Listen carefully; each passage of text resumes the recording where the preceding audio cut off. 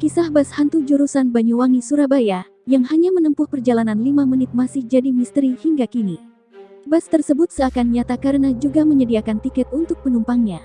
Warga sekitar Terminal Purabaya Bungur Asih, Syafil Anam mengaku masih ingat raut kebingungan penumpang wanita yang baru turun dari bas hantu tersebut. Saat itu pada tahun 1997, Syafil menyebut ada penumpang yang mengaku baru saja diturunkan dari bas. Penumpang itu kaget karena jarak tempuh Banyuwangi menuju Surabaya yang biasanya 5-6 jam, hanya ditempuh 5 menit saja.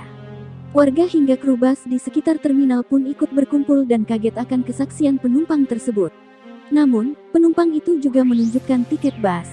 Tiket tersebut sama seperti tiket bas pada umumnya. Turunnya di penurunan penumpang Purabaya situ, dulu sempat ramai tahun 1997.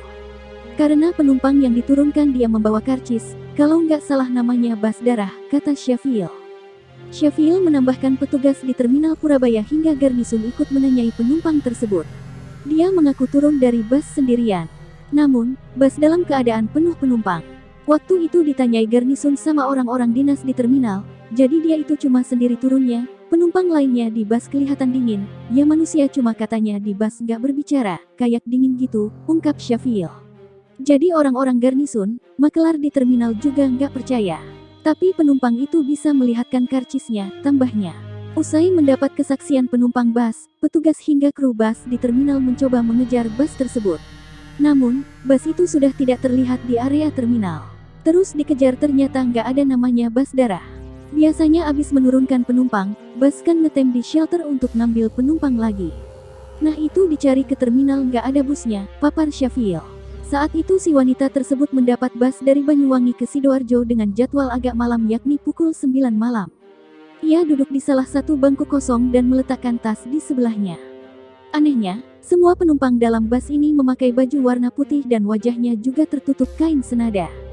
Mulanya wanita ini mengira bahwa mereka adalah rombongan yang hendak berwisata ke Bali. Selama perjalanan tak ada yang aneh yang hingga membuat wanita ini merasa ada yang janggal.